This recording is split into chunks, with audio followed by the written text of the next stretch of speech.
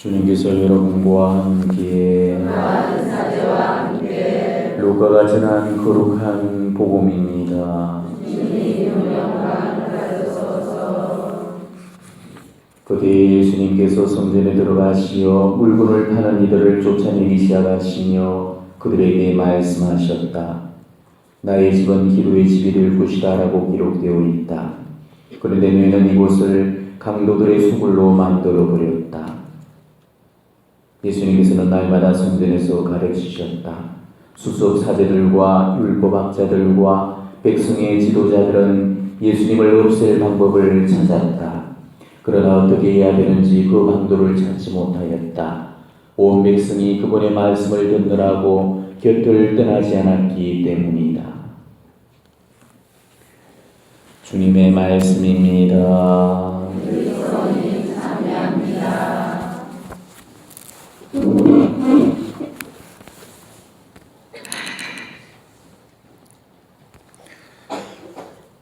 오늘은 연중제 33주간 금요일입니다. 오늘 복음은 성전 정화 사건이죠.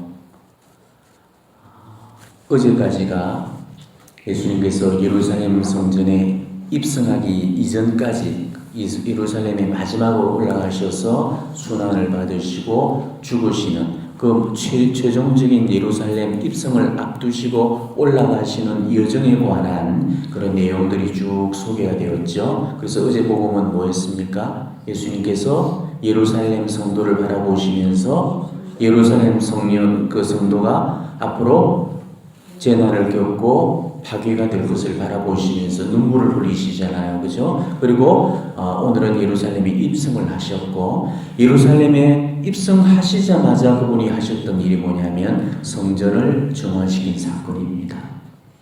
그런데 이 성전 정화 사건은 사복음서 다 기록이 되어 있죠. 자, 복음서가 이 성전 정화 사건을 다 다루고 있다는 것은 그만큼 이 사건이 굉장히 비중 있고 중요한 사건이라는 그런 단적인 의미가 되겠지요. 그런데 오늘 복음은 루카 복음인데 루카 복음에서는 아주 간략하게만 이걸 다루고 있습니다. 환전상들이라든지 또 비둘기를 파는 비둘기상들에 대한 그런 언급들도 전혀 없고 예수님께서 좌판을 엎으신 그런 내용들도 다 생략이 되었습니다. 그렇기 때문에 똑같은 기사를 전해주고 있는 다른 평행복음들을 함께 우리가 두고 읽어봐야만이 그 전체적인 문맥과 맥락을 이해할 수가 있는 거예요. 유대인들에게서 예루살렘 성전이라는 이 존재는 그야말로 살아계신 하나님의 지상 현존처였습니다. 그래서 예루살렘 성전은 모든 예배의 중심지였고 신앙의 구심점이었죠. 그러니까 예루살렘 없는 신앙생활, 예루살렘 성전이 없는 신앙생활은 상상조차 할 수가 없었습니다. 물론 그 당시에는 마을마다 시나고가, 회당이라고 그러죠. 예수님 당대에는 회당들이 다 있었지만은 아주 굵직굵직한 행사들이 치러질 때는 언제나 그 예루살렘 성전은 모든 신앙 공동체가 함께 모이는 구심점 역할을 했고, 그만큼 유대인들의 중심적인 축이 바로 예루살렘 성전이었고 모든 신앙의 생활은 예루살렘 성전을 중심으로 이루어졌거든요. 유대인들한테는 3대 대민족 명절이 있습니다. 봄철에는 유월절이 있고요. 초여름에는 오순절이 있고 가을에는 초막절이 있습니다. 유대인들에게는 최고철의 명절입니다. 우리나라의 추석과 설에 비견되는 그런 명절이죠. 이 세 축제절기 동안 모든 유대인 남성들이라면 다 예루살렘에 올라가야만 됩니다. 예루살렘 성도 반경 30km 이내에 있는 유대인 성인 남자라면 의무적으로 지금 이 축제에 참석을 해야만 됐습니다. 그래서 이때 예루살렘 성도의 운집하는 그 유대인 숫자가 200만 명 이상이라고 그럽니다. 그러니까 예루살렘 그 좁은 그 성전 안이 완전 북새통을 이룰 정도로 이렇게 되는 거죠. 순례자들이 이명절에 올라와 가지고 예루살렘 성전에서 희생 제사를 드리게 됩니다. 그래서 6월절에만 해도 상당한 수의 그런 희생 제물이 바쳐지게 돼요. 유대 역사가인 요세푸스가 유대사라는 그런 그 역사서를 기록을 했는데 그 기록된 내용을 보면은 AD 66년경에 그 6월절에만 25만 5,600마리의 그 양이 희생제물로 도살되었다 이렇게 기록이 되어 있어요. 그러니까 한 사람이 한 가지의 어떤 희생 그 양을 봉헌했다라고 우리가 가정했을 때 거의 26만 명 가까운 사람이 지금 음집했다는 소리죠. 그렇지만 양만 봉헌되지 않죠. 양 외에 못 사는 사람들은 산비둘기, 집비둘기, 또 좀 더 돈 있는 사람들은 이제 염소에 또 황소까지. 그러니까 그런 어떤 재물까지 다 합친다면은 그 예루살렘 성도에 운집하는 그 인원이 30만 명보다 훨씬 더 웃돌 그런 숫자였을 겁니다. 근데 이 희생 제물을 바칠 때 그 희생 제물이라는 것은 원래 자기가 키우던 짐승 가운데서 제일 좋은 놈으로 골라가지고 그렇게 바치도록 되어 있죠. 근데 순례자들이었잖아요. 예루살렘 성도까지 올라와서 그 자기 희생 제물을 짐승을 끌고 올라가야 됩니다. 때로는 가까운 거리에서야 직은의 거리는 뭐 몇 시간 안에 혹은 며칠 안에 도달이 되겠지만은 아주 먼 끝단에 있는 그런 거리에서는 몇 주씩을 이렇게 걸어와야 되는 그런 고단한 여정길에 올라가야 되는 거죠. 근데 자기 한 몸도 낑낑대고 버거운 판에 그 짐승을 이렇게 대동해가지고 짐승을 목욕하면서 재워가면서 또 조심조심 혹시라도 다칠까봐 병들까봐 하여튼 거기에 신경을 쓰면서 이 예루살렘 순례길에 오른다는 거 이거는 말처럼 쉬운 일이 아니었거든요. 그러다 보니까 이 제사장들이 순례자들한테 편의를 제공하기 위해 가지고 희생제물로 쓰일 그 짐승들을 성전 구내에서 살 수 있도록 그것을 허용을 했습니다. 근데 희생제물로 쓰일 짐승들은 방금도 이야기했지만 집에서 가져오는 경우가 대부분이죠. 원래 집에서 가져와야 되겠고, 하지만 대부분의 그런 사람들은 집에서 가져오지 않고 그 성전 판매대에서 판매되는 그런 짐승을 사가지고 제물로 바치곤 했습니다. 물론 편리함 때문에도 그랬겠지만은 그럴 수밖에 없었던 보다 더 본질적인 아주 중대한 이유가 있었던 거죠. 자, 제사에 쓰일 이 제물은 흠 없는 제물이 되어야 되거든. 이거는 레위기에서도 규정에 나와 있습니다. 너희 가운데 누가 짐승을 잡아서 주님께 예물을 바칠 때는 소나 양떼 가운데서 골라 바쳐야 된다. 소떼에서 보는 예물을 번제물로 바치려면 흠 없는 수것을 바쳐야 한다. 흠 없는 것. 근데 이 흠 없는 짐승이라는 이 규정이 이게 이제 함정이고 이게 독이 되었던 거죠. 흠 없는 짐승이라는 이 기준은 그 제사장의 금례를 통과해가지고 금인이 지켜야 흠 없는 제물로 인정을 받았던 겁니다. 근데 집에서 가져왔던 그 짐승들은 대부분이 흠이 있는 불합격으로 판정을 받곤 했습니다. 물론 예루살렘 성전으로 순례를 오는 도중에 그 양이라든지 그 짐승들이 다치거나 병이 들어가지고 부적격 처리가 되는 그런 경우도 있었겠죠. 하지만 그보다는 일부러 부적격 판정을 받는 경우가 훨씬 더 많았다고 그럽니다. 자, 이렇게 부적격 판정을 받게 되고 나면은 그 짐승은 하나님께 제물로 바쳐질 수가 없죠. 그러면 어쩔 수 없이 그 성전 판매대로 가가지고 자기 돈을 주고 다른 짐승으로 구입을 할 수밖에 없었던 겁니다. 근데 아주 황당한 사실은요, 오히려 자기가 들고 왔던 짐승보다도 성전에서 판매되고 있는 짐승이 흠이 더 많고 잘못된 경우가 더 많았다고 그래요. 그런데도 성전 판매용 이 짐승들은 제사장들보다 완전한 그런 제물로 인정을 받아가지고 금년에서 다 금수 과정을 거쳐가지고 금인으로 이렇게 낙인이 찍혀가 통과가 되었기 때문에 이 까다로운 검열을 통과하기 위해서라도 흠이 있는 줄 알면서도 이 성전 판매용 짐승들을 사가지고 제단에 바칠 수밖에 없었던 거죠. 자, 이런 아이러니가 생길 수밖에 없었던 이유가 뭐겠습니까? 이게 바로 이권 개혁과 뒷거래 때문이죠. 요즘 우리나라에도 죄수질 개혁 때문에 시끄러운데 그 당시에 교회 당국에서도 이런 이권 개혁과 뒷거래 때문에 굉장히 시끄러웠었죠. 자, 성전에서 제수용 짐승을 파는 것은 아무 상인한테나 이렇게 허용되어지지 않았습니다. 장사할 장소를 제공받는 조건으로 제사장한테 아주 막대한 돈을 지불하는 그 사람한테만 이 성전 판매대에서 그 짐승을 판매할 수 있는 그런 권한이 주어졌던 거죠.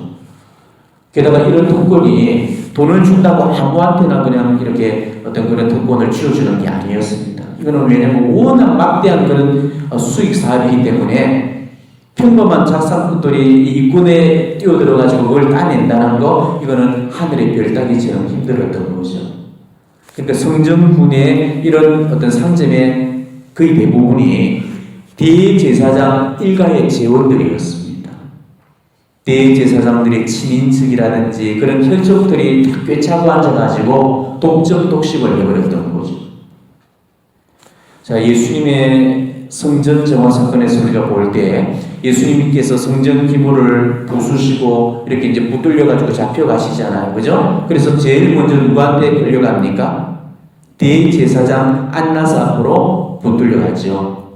왜 그렇게 붙들려갔겠습니까? 안나스가 대제사장으로서 성전 판매에 대한 모든 독점권을 쥐고 있었거든. 그러니까 자기 독점물을 갖다가 회파시켰던, 바로 타격을 가했던 그 예수라는 그 자의 안에서 신문을 하기 위해서, 그래서 예수를 붙들어 왔던 것입니다. 원래 이 제수용품 판매로 얻어지는 성전 수입은 성전 기금으로 다 들어가게 되어 있습니다. 근데 제사장 개인의 그런 수중으로 흘러 들어갔던 거죠. 대제사장하고 그 일가들이 자기들끼리 단합을 해가지고 다 해쳐먹고, 또 거기다가 그 아래로 제사장들이 그 무설기에다가 입을 대는 그런 형국이었던 겁니다. 그러니까 상인들과 이 제사장들 간의 상호 어떤 공생관계가 조성이 되었던 거죠. 제사장들의 부인과 비호 아래서 이 상인들은 더 많은 부당한 이익을 챙기기 위해 가지고 흠 있는 짐승을 싼값에 이렇게 사들이고 그걸 갖다가 다시금 터무니없이 비싼 값으로 이렇게 되팔하면서, 그러면서 어떤 시세 차익을 노리면서 이런 일들이 비일비재했다는 것이죠. 명절 때는 이 금인 지킨 짐승이 무려 원래 가격보다 10배 이상 비싼 값으로 이렇게 매매가 되었다고 그럽니다. 그리고 여기서 남긴 그런 부당이익은 모두 제사장들과 상인들 보조문의로 다 들어갔죠. 그러니까 순전히 그야말로 날강도 같은 놈들이었죠. 그래서 예수님이 강도의 소굴이라는 표현을 썼던 이유도 바로 날강도 떼들이 모여있는 그런 짓들을 하기 때문에 강도들의 소굴이라는 표현을 써줬던 거예요. 근데 비리가 그 한 가지뿐이었냐? 그뿐이 아니었죠. 성전세를 내기 위해서 마련되었던 그 환전소도 이 비리의 온상이 되었습니다. 자, 유대인 장전들은 예루살렘 성전을 관리하고 운영하기 위해서 매년 반 세켈의 이 성전세를 지불하도록 되어 있습니다. 자, 반 세켈이라는 것은 노동자들이 이틀 노동해서 임금으로 받는 그 액수죠. 그러니까 우리나라 지금 환율로, 현대 환율로 따진다면은 노무자 하루 일당이 한 7만 원에서 10만 원으로 본다면은 한 15만 원에서 20만 원 정도에 해당되는 그런 액수를 1년에 성전세로 그 세켈로 지불을 했다는 거죠.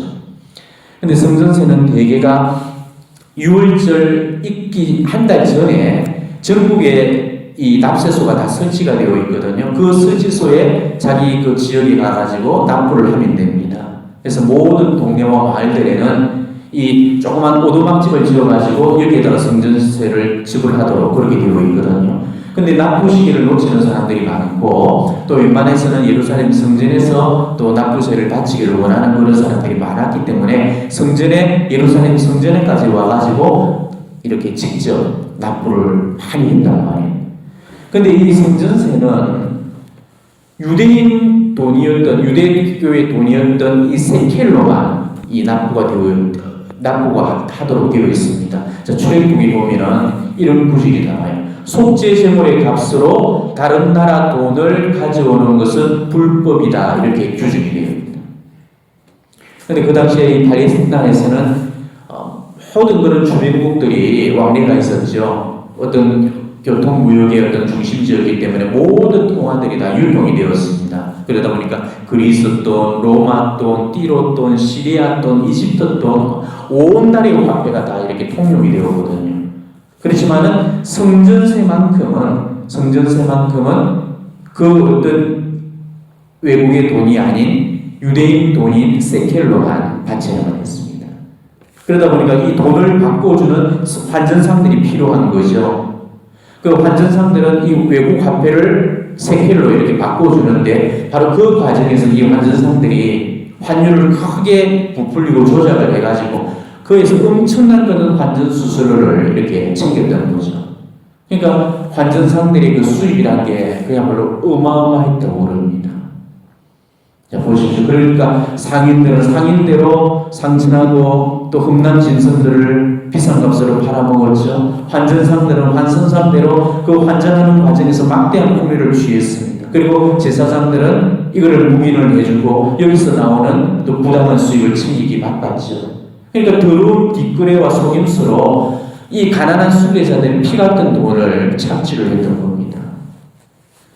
근데 이런 매매 좌판을 깔도록 허용된 곳이 어디였냐면은 예루살렘 성전구 내에서 이방인의 뜰이라는 곳입니다. 예루살렘 성전 문을 열고 딱 들어가면은 제일 처음으로 만나게 되는 바로 그 뜰, 이방인의 뜰이거든요. 성전 바깥 뜰이라고 불리는 바로 그 뜰입니다.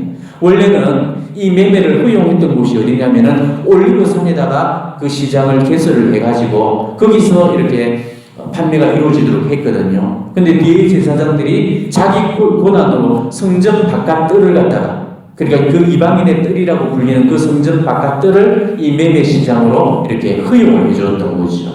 성전에서 그런 행위를 도저히 할 수가 없는데 이 돈에 이꾼의 눈이 멀었던 대제사장들이 그런 자기 부당한 이익과 폭리를 취하기 위해서 그런 그 불의와 그런 부정을 저질렀던 겁니다. 그런데 예루살렘 성전으로 들어가려면 성전 바깥 뜰을 이용해가지고 이 이방인 뜰을 거쳐가지고 그 다음에 그 안으로 들어가게 되어 있거든요. 그러니까 예수님께서 성전에 들어서시자마자 바로 이방인의 그런 뜰에서 이런 광경을 딱 목도를 하셨던 겁니다. 이 이방인의 뜰이라는 것은 뭐 하는 곳이냐면은 이방인들 중에서 유대교로 개종했던 사람들이 있을 거잖아요. 그죠? 그 사람들이 예배를 드릴 수 있는 그런 예배 장소가 바로 이 이방인의 뜰이었습니다. 이 사람들은 순수 유대인들이 아니었잖아요. 그렇기 때문에 더 이상 더 깊이 성전 안으로 들어갈 수가 없었습니다. 그래서 이방인의 뜰, 성전에서 제일 그러니까 성전의 문을 열고 바로 만나는 바로 그 뜰에서만 기도할 수 있도록 교회 당국이 특별히 허용을 했거든요. 근데 이방인들이 정말 야외 하느님께 예배해야 될 그 장소에 장사꾼들이 지금 장사를 하면서 좌판을 다 깔아버렸어요. 그러니까 먼 데서 찾아왔던 그런 이방인 개종자들은 예배할 장소가 없는 거죠. 이방인들은 이미 장사치로 다 장악이 되고 온갖 좌판들이 이렇게 점유가 되어버린 상태였거든요. 그러니까 돈떼기 시장 저리 가라 할 정도로 흥정 소리가 들리고 호객 소리로 하여튼 소란하고 그것뿐이었겠습니까? 짐승들이 또 쏟아내는 그런 군비물도로 이 예루살렘의 성전 군회가 악취로 진동을 했던 거죠. 예수님은 바로 이런 모습을 보시고 크게 실망을 하시고 분노를 하셨죠. 성전은 더 이상 기도하는 집이 아니고 탐욕에 찌드는 그런 욕망의 대상이 되어버리고 말았던 겁니다. 온갖 형태의 착취와 그 어떤 의감이 난무하고 더 이상 기도조차도 할 수 없을 만큼 예배자들을 오갈 데 없도록 만든 그 처사에 예수님은 분노를 하셨던 겁니다. 우리가 이런 정황들을 알고 오늘 복음을 들여다보게 되면 예수님의 그 분노가 충분히 이해가 가는 거죠. 이런 점을 모르고 보면은 왜 예수님이 이렇게 그렇게 불같이 발을 냈지? 왜 어떻게 예수님이 그렇게 유순하시고 자비로운 예수님이 그렇게 좌판을 둘러고 채찍을 휘두른 도저히 우리로서는 상상이 가지 않겠지만은 이런 어떤 맥락과 배경을 보고 우리가 본다면은 예수님의 의문을 여러분들이 이해하실 수가 있을 겁니다. 그죠? 우리는 오늘 내 아버지의 집을 강도들의 소굴로, 또 다른 복음에서는 장사치의 소굴로 만들지 말라는 이 예수님의 스립반 같은 그런 불호령을 다시금 우리 시대가 어쩌면 들어야 하는 그런 때가 아닌가, 어쩌면 우리 시대를 향해서 주어지는 그런 고발의 내용이 아닌가, 저는 그런 묵상을 해봤습니다. 강도들의 소굴, 장사치의 소굴이 우리가 지금 성진에서 떡국을 팔고 꽃을 팔고 해가지고 거기서 이득을 챙기는 그런 차원을 말하는 게 아니고, 장사치의 소굴이라는 이 표현은 곧 성전의 세속화를 의미하는 겁니다. 성전의 세속화. 성전의 세속화라는 것은 지금 거룩함으로 채워져 있어야 될 그런 성전이 세속적인 모습으로 채워져 있는 걸 이야기하는 거죠. 이 성전의 세속화 현상은 비단 예수님 시대에만 있었던 현상이 아닙니다. 지금 우리 시대에 더욱더 심각한 그런 병폐 현상이 바로 이거죠. 지금 우리 시대는 예수님 시대보다 훨씬 더 이 성전의 세속화 현상이 가속화되고 있는 게 현실입니다. 지금 성전 내에 얼마나 세속주의가 깊이 침투되어 있는지 모르죠. 성전도 더 이상 세속주의로부터 안전지대가 될 수가 없는 겁니다. 그래서 성모님은 이 다락방 메시지에서 성전에도 독승의 물길이 침투했다 그러면서 그 사실을 개탄을 하십니다. 성전에도 독승의 물길이 침투했다.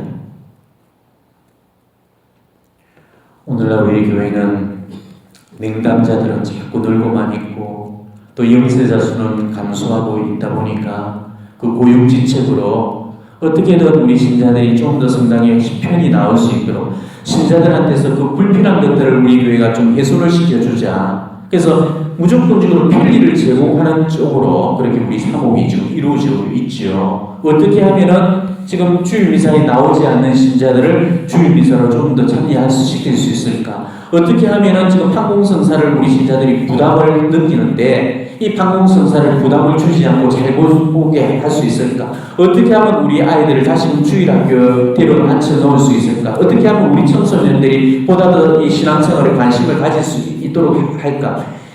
전부 다 이런 고심을 하면서 지금 교구마다 골무리를 지금 앓고 있죠. 그러면서 나름대로 교구마다 어떤 비상대책을 하면서 여기에 맞는 현실적인 지금 대안들을 내놓고 있는 시점입니다.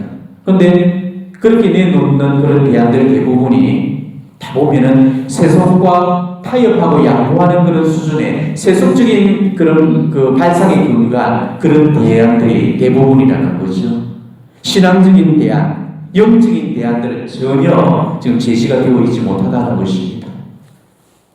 그러다 보니까 변화되는 시대에 적응한다는 그런 이유로 또 신자들의 편리를 봐줘야 된다는 그런 이유로 이 세속적인 물결이 지금 우리 교회 내에서 얼마나 이렇게 깊이 밀려들어오고 있는지 모릅니다. 그런데 자꾸 편리를 봐주는 그런 쪽으로 우리가 양보를 하다 보니까 결국은 우리 교회가 절대 침범되어서는 안 될 마지노선까지도 좀 무너뜨리시고 있는 시점입니다. 그로 인해서 우리 교회가 얼마나 지금 빠른 속도로 세속화되어지고 있습니까? 그것은 예수님 시대 이 성전 제사장들의 논리와 다를 바가 없죠.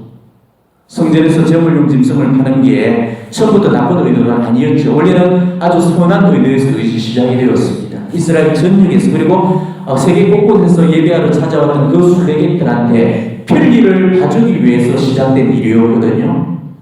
며칠씩 몇 주씩 걸리는 여행길에서 그 재물을 자기가 직접 끌고 목욕하면서 데려온다는 게 쉬운 일이 아니었잖아요. 그보다는 재물을 살 수 있는 그 돈을 휴대하는 편이 훨씬 용이했습니다.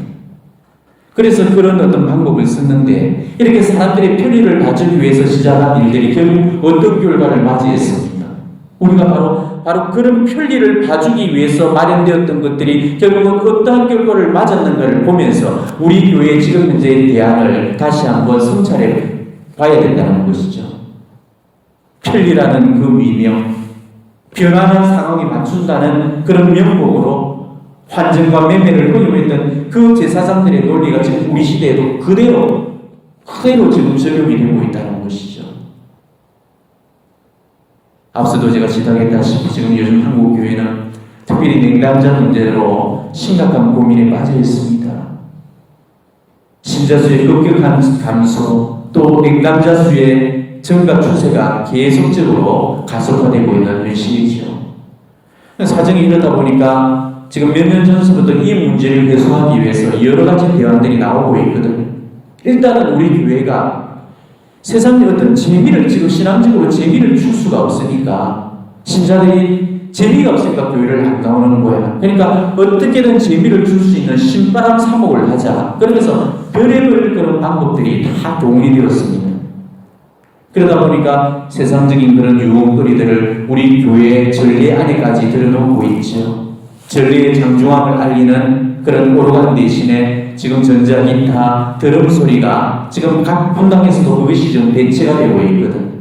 아이들 운동기에 맞춘다면서 아이들에게 성가를 가르칠 생각은 안 하고 랩 댄스라든지 현란한 노래와 춤들이 전례 속으로 지금 깊이 파고들고 있는 실정입니다. 특정 미사 중에 몇 년 전에 그 강남스타일이라는 노래가 얼마나 유행했습니까? 그죠? 그것도 미사 중에 그 강남스타일을 춤추면서 아이들하고 함께 춤을 하고 따라 부르고, 또 어르신 성경학교에서 내 나이가 어때서 하면서 율동을 가리키면서 하는 그 박수를 치는 그런 모습을 바라보면서 물론 어떻게든 어떤 흥미를 돋구고 재미를 일으켜가지고 신자를 불러보고 싶은 그 눈물겨운 노력들이 분명히 있지만은, 물론 그게 정말 가상한 노력을 갖지만은 정말로 그거는 의미 없는 몸짓이고 소득 없는 성과라고 저는 그런 생각을 해봤습니다. 우리 교회가 아무리 재물을 주고 흥을 돋궈주더라도 물론 처음에야 반짝 관심을 기울이겠죠. 하지만은 그 관심은 이내 시들어버리고 말게 됩니다. 왜냐하면 우리 교회가 주는 재미는 세상이 주는 재미를 따라갈 수가 없는 겁니다. 교회가 아무리 세상적인 재미를 흉내를 내면서 재미있게 꾸며놔도 세상적인 그런 재미에 발에 맛도 못 미치게 됩니다. 대중 오락이라든지 연예 프로그램들 여러분들 TV를 통해서 한번 보십시오. 얼마나 재미있습니까? 그 사람들은 지금 밥만 먹고 그것만 연구하는 사람들이거든요. 그러니까 우리 교회가 무슨 수로 그 사람들의 그런 머리를 앞지르고 따를 수가 있겠어요. 그런데도 우리는 자꾸만 그런 방향으로 머리를 틀고 그쪽 방향으로 지금 가고 있다는 거죠. 그러다 보니까 교회가 세상을 따라가는 그런 우측문이 없는 현실들이 벌어지고 있는 겁니다. 저는 오늘날 우리 교회가 가고 있는 이런 방향을 보면서 정말 답답함과 또 안타까움을 그만 길이 없었습니다. 물론 지금 우리 교회는 쇄신을 필요로 하고 있는 것은 틀림없습니다. 지금 우리 이대로의 교회는 비전이 없는 거죠. 저 역시도 뭔가 획기적인 그런 대안이 마련되어져야 된다고 보고 있습니다. 하지만 그렇다고 해가지고 우리 교회가 그런 세속적인 방법을 통해서 어떤 대안을 찾으려고 해서는 안 된다는 거죠. 세속의 방법을 따라한다는 것은 우리 교회가 해야 되는 방법이나 선택이 아니죠. 교회는 교회답게 교회적인 방법을 선택을 해야 되는 것이죠. 교회는 교회 나름의 흐름이라는 게 있잖아요. 교회가 그 교회의 본연의 어떤 방법을 포기하고 세속적인 방법에만 맞춰간다면은 결국은 우리 교회의 본질이 훼손당하고 침범받게 되는 거죠. 우리 교회의 본질이라는 게 뭐죠? 우리 교회의 본질은 거룩함이에요. 산티타스, 성화입니다. 성화. 이게 우리 교회의 본질이에요. 우리 교회의 2000년 역사가 이 거룩함을 잃지 않고 이어져 왔기 때문에 지금까지도 존속이 가능했던 이유였어요. 세속적인 시로를 우리가 따라했기 때문에 우리 교회가 2000년 역사가 건재했던 게 아니고 거룩함을 잃지 않았기 때문에 오늘 이 교회를 우리가 맞이하고 있다는 것이죠. 그런데 지금 우리 교회가 세상으로부터 철저히 외면받고 있습니다. 왜 우리 교회가 이처럼 세상으로부터 외면받고 있었을까요? 2000년 역사 동안 그 교회가 항상 세상의 빛과 소금의 역할을 했는데 왜 지금 세상은 우리 교회를 질타하고 교회로부터 떠나가고 있겠습니까? 이렇게 외면받는 이유는 우리 교회가 세상으로부터 보여줄 수 있는 거룩함을 잃어버렸기 때문이죠. 거룩하게 되어 있어야 될 그 교회가 세속화되어 버렸기 때문에 그런 겁니다. 교회가 이 세상을 성화시키지 못하면은 우리 세상이 우리 교회를 속화시켜버리고 말거든요. 이게 지금 우리 교회의 무서운 현실이라는 겁니다. 자, 그렇다면 우리가 어떻게 하면 됩니까? 문제는 너무 간단하죠. 속화되어 있는 이 지금의 이 교회를 다시금 성화시켜 놓으면 되죠. 그러면 원래 제자리를 찾아가게 되어 있습니다. 정말 메주구리의 성모님은 우리 시대에 너무나 시절절한 그런 말씀을 하셨습니다. 성모님은 이런 말씀을 하셨습니다. 너희에게서 혼란이 오거든 전통으로 돌아가거라 라고 이야기하셨습니다. 신앙의 어떤 사조라든지 여러 가지 것들에서 너희들이 정말 혼란스러울 때 지금 것들이 어느 것이 옳고 그른가를 보지 말고 교회의 전통으로 돌아가고 과거로 돌아가라. 그게 바로 진리라고 그걸 이야기해 주셨단 말이에요. 이게 우리 교회의 본질을 회복하는 방법이고 우리 교회의 쇄신과 부흥의 열쇠가 된다는 것입니다. 그러니까 교회가 세속화되어 있는 그런 부분들을 다 뜯어내가지고 고쳐가지고 과거로 다시금 돌아가고 전통을 회복시키면 원래 제자리를 찾게 된다는 거죠. 그런데도 우리 교회가 지금 어떻게 하고 있습니까? 거꾸로 가고 있죠. 거룩함을 회복시켜야 될 그 교회가 오히려 지금 거룩함을 포기해버리고 속스러운 세상적인 유의를 선택을 하고 있다는 거죠. 그렇게 해서는 절대 우리 교회는 쇄신되어질 수가 없는 겁니다. 물론 그렇다고 제가 세상적인 방법들이 다 소용이 없다는 그런 무용론을 펼치는 게 아닙니다. 때로는 신바람도 필요하죠. 때로는 오락거리도 필요하고 또 교회로 눈을 돌리게 만들 획기적인 눈요깃감도 필요합니다. 이벤트도 하고 또 대중연예인들을 불러가지고 공연하는 것도 때로는 필요해요. 하지만 정작으로 필요한 우리 교회의 본질을 회복시키는 그 일에는 수월하고 본질이 아닌 것들에 이렇게 집중을 하고 있으니까 이게 진짜로 개탄스럽다는 거죠. 그래 좋아요. 세상적인 방법들을 우리가 총동원해가지고 그렇게 해서 우리가 사람들을 불러 모아 본들 뭐 하겠습니까? 성당에 머리숫자 채워넣는 꼴밖에 더 되겠어요? 재미와 흥미로 사람들을 붙들어 모아 본들 그 재미와 흥미가 시들해져 버리면 또 나가게 되어 있습니다. 그러니까 그거는 절대로 본질적이고 궁극적인 어떤 대안이 되어질 수가 없다는 것이죠. 거룩함이라는 이 우리 교회의 본질을 소홀히 여기면서 어떻게 우리 교회가 쇄신될 수 있을 거라고 봅니까? 장계표를 뜯어내는 성당에서 교회가 부흥할 거라고 믿는다면 그건 오산이죠. 성체조례가 사라지는 그 성당에서 교회가 성장할 거라고 믿는다면 그건 착각인 거예요. 거룩함으로 세워져야 될 그 자리에 세상적인 재미를 얹어놓는다면 교회는 부흥하는 게 아니고 그거는 망하는 겁니다. 거룩함을 잃어버리는 교회는 절대로 부흥할 수가 없습니다. 교회가 세상을 비추는 그런 빛과 소금으로서 찬란한 빛의 역할을 다시금 하려면 우리는 거룩함부터 다시금 회복시켜야 됩니다. 거룩함만 회복시키면 우리 교회는 저절로 부흥됩니다. 이거는 우리 교회 역사의 공식이었잖아요. 중세시대가 그걸 이야기해줬잖아요. 이처럼 교회의 역사가 우리 인간의 힘으로 움직인 역사로 믿는다면 그거는 잘못된 계산입니다.